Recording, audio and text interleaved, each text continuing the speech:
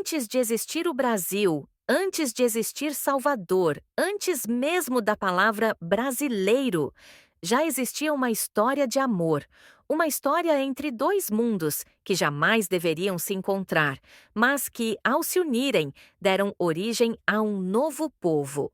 Esta é a história de Diogo Álvares Correia e de Catarina Paraguaçu, o primeiro casal do Brasil. No início do século XVI, o oceano era um abismo de incertezas. Navios partiam da Europa, mas muitos jamais retornavam. Foi assim com Diogo Álvares Correia, um português que seguia rumo ao Novo Mundo. Uma tempestade violenta, madeira contra rochas, o mar engolindo homens e sonhos. O navio naufragou na costa do atual litoral da Bahia. Poucos sobreviveram. Diogo foi um deles. Mas sobreviver ao mar não significava sobreviver em terra. Ao sobreviver ao naufrágio, Diogo acreditou que o pior havia passado. Mas, em terra firme, o verdadeiro terror começava. Ele foi capturado pelos Tupinambás. Nos primeiros dias, algo parecia estranho, mas, ao mesmo tempo, tranquilizador. Eles o alimentavam bem: peixe, frutas, raízes. Diogo acreditou que estava sendo poupado, que havia sido aceito. Mas a verdade era outra. Entre os Tupinambás, o destino de prisioneiros inimigos era ritualístico. Eles engordavam o prisioneiro, tratavam bem, davam comida farta, não por compaixão, mas porque acreditavam que, quanto mais forte o inimigo, mais força sua carne traria à tribo. Diogo não estava sendo cuidado, ele estava sendo preparado para ser comido. Havia ainda algo mais cruel. Os indígenas davam ao prisioneiro a chance de fugir, não como um gesto de piedade, mas como parte do ritual. A fuga virava uma caçada humana, o medo, o cansaço, o desespero. Era assim que testavam o valor do inimigo antes do sacrifício final. Quando Diogo entendeu isso, o pânico tomou conta.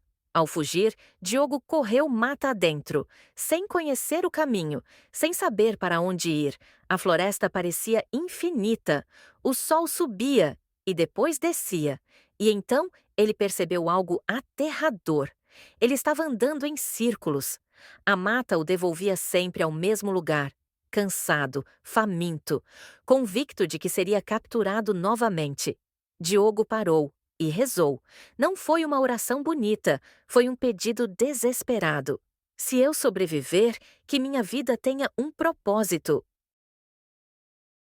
Ao continuar caminhando, algo improvável aconteceu. A mata se abriu e Diogo chegou à praia novamente. Ali, entre os destroços do naufrágio, ele viu caixas de madeira espalhadas pela areia. No desespero, abriu uma delas. Dentro, uma arma de fogo. A pólvora estava molhada. O tiro não deveria funcionar, mas Diogo tentou. Ele apontou para o alto e puxou o gatilho. O disparo ecoou.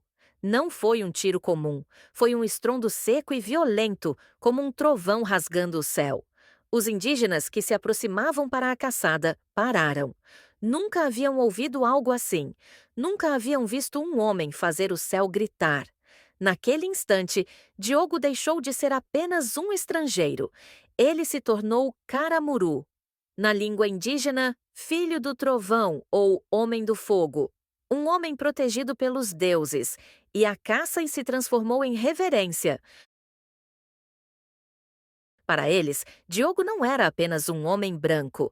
Era alguém tocado pelos deuses, protegido, diferente, escolhido. Tamanha foi a confiança que o cacique chegou a propor algo impensável: passar o comando da tribo para Diogo. Mas Caramuru recusou. Ele não queria dominar, queria conviver. Entre a tribo, Diogo conheceu Paraguaçu, linda, forte, filha da terra. Segundo os costumes indígenas, ele poderia ter várias esposas. Mas Diogo fez algo raro para os costumes indígenas da época. Ele recusou a poligamia.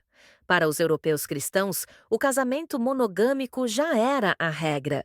Mas entre os Tupinambás, um homem importante podia ter várias esposas. Ao escolher uma só mulher, Diogo não apenas seguiu sua fé, ele demonstrou respeito profundo pela mulher que amava. Escolheu uma só mulher. Escolheu Paraguaçu. Esse gesto não foi apenas amor, foi respeito. Paraguaçu, por sua vez, aceitou conhecer a fé do homem que viera do mar. Ela se converteu ao cristianismo e receberia um novo nome, Catarina Paraguaçu. Caramuru se tornou algo único, um europeu aceito pelos indígenas. Um indígena respeitado pelos europeus, ele mediava conflitos, negociava com portugueses e também com franceses, que disputavam a costa brasileira. Graças a ele, muitos conflitos foram evitados. Ele foi um tradutor de culturas, um homem entre dois mundos. O destino levaria o casal ainda mais longe. Diogo e Catarina viajaram até a França. Lá, ela foi apresentada à corte europeia. Uma mulher indígena, recebida como nobre. Catarina foi batizada oficialmente tendo como madrinha Catarina de Médici, uma das mulheres mais poderosas da Europa. O amor que nasceu na floresta chegou aos palácios. Diogo e Catarina retornaram ao Brasil, construíram família, construíram pontes, construíram o futuro. Seus filhos foram mestiços, nem europeus, nem indígenas, brasileiros. O Brasil nasceu assim, da mistura, do encontro, do amor entre culturas. O Brasil não nasceu apenas de batalhas, não nasceu só de tratados, nem apenas de reis. Nasceu do encontro entre mundos, da fé em meio ao desespero, do respeito entre culturas diferentes e de um amor que atravessou o oceano. A história de Diogo Álvares Correia, o Caramuru, e de Catarina Paraguaçu é mais do que passado. É a origem de quem nós somos. Se você curtiu essa história, deixa o like, se inscreve no canal e ativa o sino para não perder outras histórias incríveis que ajudaram a construir o Brasil. Porque entender o passado é a melhor forma de entender quem somos hoje.